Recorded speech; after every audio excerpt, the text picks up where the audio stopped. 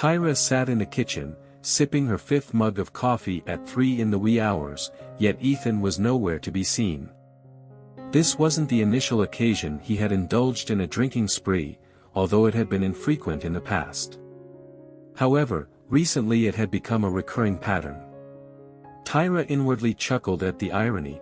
Women fretted about their husbands cheating when they arrived home late, but she harbored no such concerns. She knew with certainty that her spouse could only be unfaithful to her with alcohol. A sigh escaped Tyra's lips. She disliked her husband's excessive drinking, yet she felt powerless to alter it. Ethan blamed her entirely for his drinking habits. She endeavored to refrain from being controlling at home, although she didn't always succeed. Ethan accused her of being a despot who disregarded others' opinions, asserting that she was accustomed to only giving orders. Their professions were vastly dissimilar, which wasn't much of an issue when their children still resided at home. However, everything changed after they departed for college.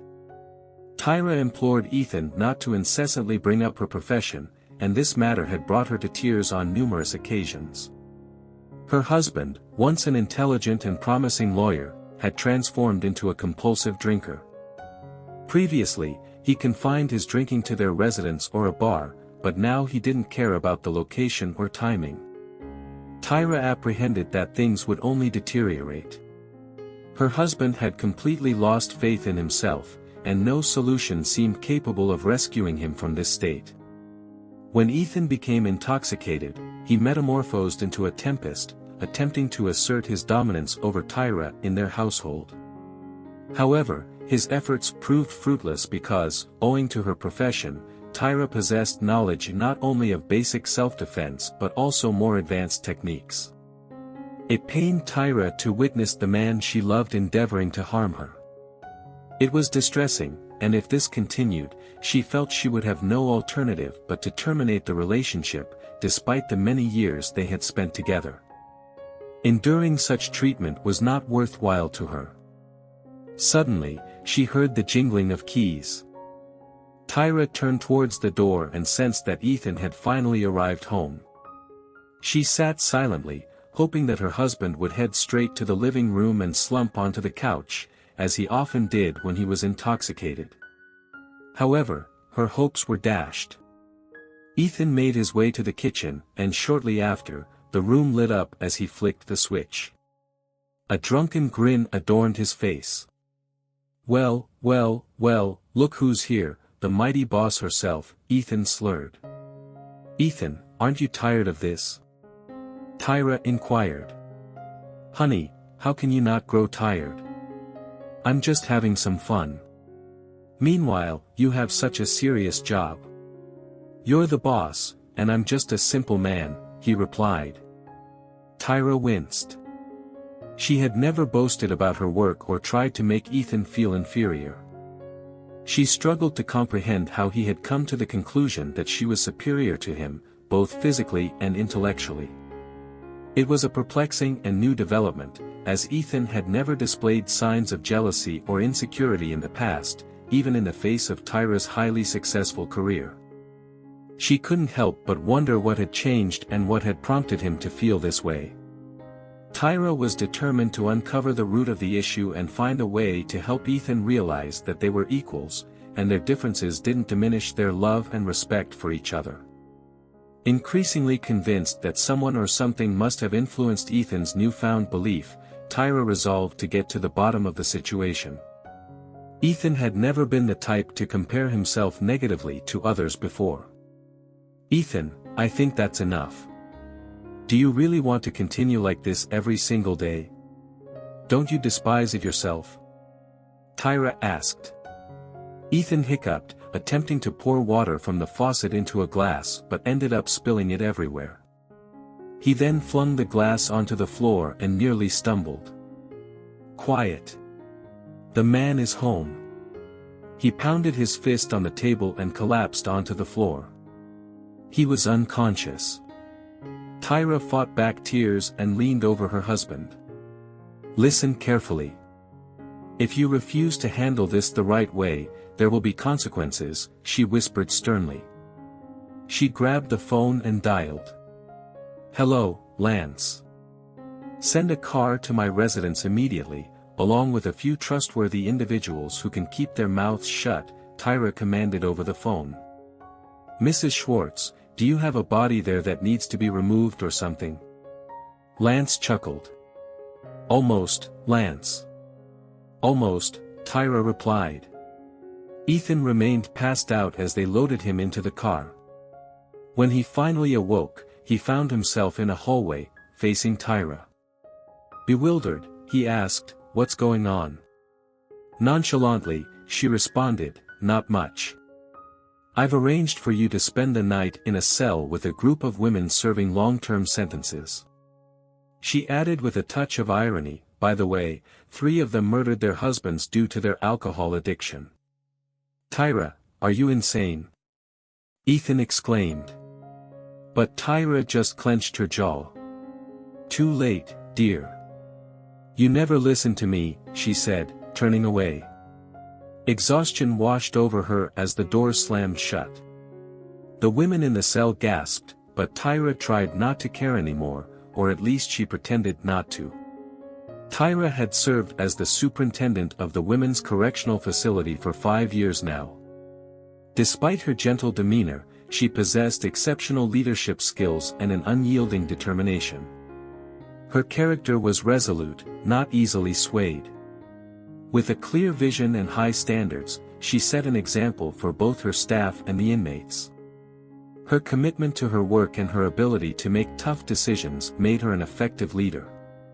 Tyra had earned a reputation as a no-nonsense superintendent who would stop at nothing to ensure the safety and well-being of those under her care.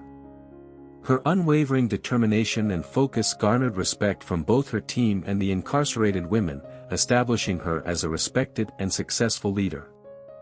Ethan regained some sobriety. Now, a single thought consumed his mind: his wife's patience knows no bounds. "Oh, they've thrown in quite the handsome fellow with us," remarked a woman, suggesting something must be amiss with their Tyra. They approached him, each serving different sentences. "So, who on earth are you? What did you do to annoy our princess so much that she assigned you to us?" one of them inquired. Ethan realized they weren't going to immediately attack him, so he offered a faint smile. "I'm your princess's husband," he replied. "What? No way. That can't be true," exclaimed the women in disbelief. Ethan reached into his pocket, retrieved his driver's license, and showed it to them. They appeared taken aback, then returned his license to him. "What the heck are you doing here, then?" they questioned. Ethan smiled and said, "I suppose my wife wants to reform me, to have things done her way."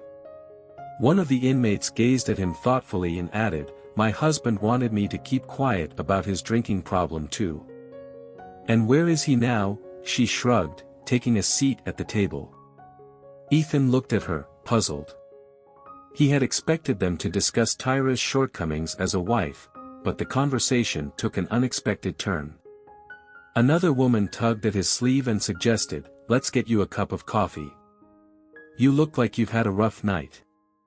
It seems we won't be bothered until morning, so you can relax." "My name is Valencia, and this is Victoria," she said, nodding towards the woman seated at the table. "Those are Brianna and Kate," she added, pointing to 2 others. "I'm Ethan, nice to meet you," he replied, taking a seat at the table. They offered him a cup of coffee, which tasted like it had been brewed many times before. He took a sip and turned to Victoria, asking, "So, where is your husband?"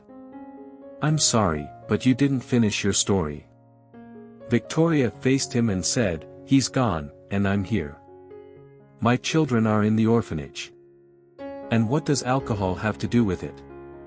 Ethan inquired, showing genuine interest. "Do you really want to know?"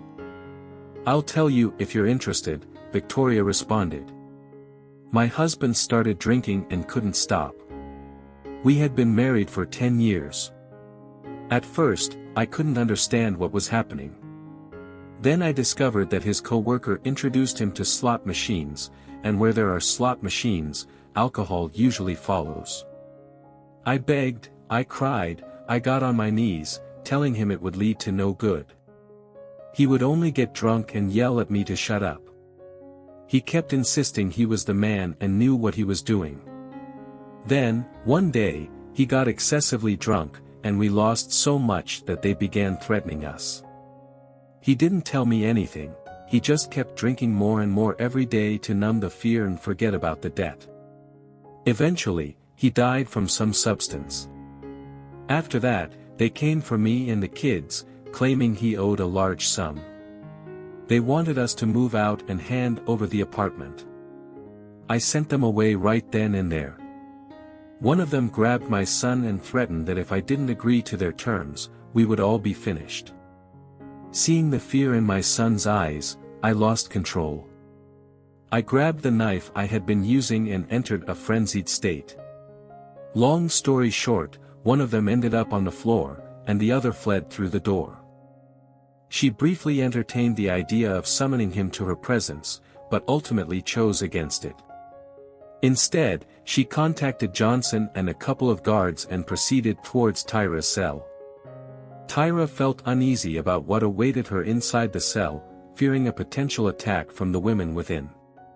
To her astonishment, however, the cell was surprisingly calm. She commanded the door to be opened, and as it swung open, everyone froze in place. Ethan sat at a table surrounded by prisoners, engrossed in a peaceful conversation, even sharing smiles. When Ethan turned and saw Tyra, he greeted her with a casual, "Oh, Tyra, hi." The unexpected scene left Tyra speechless and bewildered. "What is happening here?" she asked Ethan, eager for an explanation. Before he had a chance to respond, Ethan stood up and bid farewell to everyone, leaving the cell while receiving well wishes. The guards themselves were astounded, considering this particular cell was notorious for its unruliness. "Are you all right, Ethan?" Tyra inquired, concerned. "I'm fine. We're short on time. Let's go home. I need to freshen up." "There's someone I must find," he swiftly replied, hurrying down the corridor. Tyra felt a mixture of confusion and overwhelm at the sudden changes in her husband. He had battled alcohol addiction for as long as she could remember. However, to her surprise, he had been sober for a week now, and she struggled to adapt to this unfamiliar version of him. Recognizing the person standing before her proved difficult for Tyra. The sudden and drastic change left her struggling to process it, leading to a sense of disorientation and bewilderment. Tyra experienced a whirlwind of emotions, a blend of perplexity, skepticism, and hope. She couldn't comprehend how this sudden transformation had taken place, yet she held on to hope for their future together and the potential for a better life. Curiosity got the better of her, and she queried Ethan about his mysterious disappearances. "Ethan, you've been vanishing somewhere. Is there something you want to share with me?" she asked. He turned to her and revealed, "Tyra, that young lady, Brianna, I believe she was unjustly imprisoned. Her life was shattered. Her stepmother and the person she defended should be in her position. I apologize for not telling you earlier. I've been consumed by studying her case. Perhaps I can find a way to help her." Tyra was astounded, exclaiming, "Wow, I can't believe my Ethan is back." Overwhelmed with gratitude, she rushed toward him and embraced him tightly. "I'm sorry, honey. I've been a complete fool. Thank you for setting my life back on track," she expressed. Ethan tirelessly labored for 6 months, driven by his determination to achieve justice. He was willing to go to great lengths to ensure the truth came to light. The long-awaited retrial marked the culmination of his hard work and efforts. Ethan meticulously assembled a group of witnesses who could provide crucial testimony in the case. He also managed to locate the doctor who had been bribed to offer false testimony in the original trial, determined to present this crucial evidence during the retrial. Despite the numerous challenges he faced, Ethan remained focused and dedicated to his objective, confident that the retrial would yield a fair outcome. Brianna was released, while her stepmother and the individual involved in her trafficking were apprehended. Ethan served as her legal representative and vehemently argued for their prosecution under human trafficking laws. Overwhelmed with emotion, Brianna was momentarily unable to stand. Ethan gently assisted her to her feet and guided her to a chair in the hallway. An older woman approached them, tears streaming down her face. It turned out to be Brianna's grandmother, who resided in a small town in another state and had been unaware of her granddaughter's imprisonment.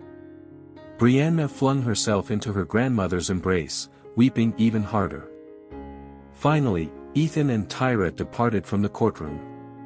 Tyra gazed at her husband and expressed, "I've never been prouder of anyone than I am of you right now." Ethan smiled, but before he could utter a word, a young boy hurried toward them, delivering an envelope. "Here you go," the boy said, then swiftly departed. Ethan carefully opened the envelope, and a note slipped out, reading, "The fireplace. A table for two is reserved in the prison. They honor those who keep their word." Ethan burst into laughter and remarked, "Well, Tyra, it seems we're having a complimentary dinner, a gift from your girls."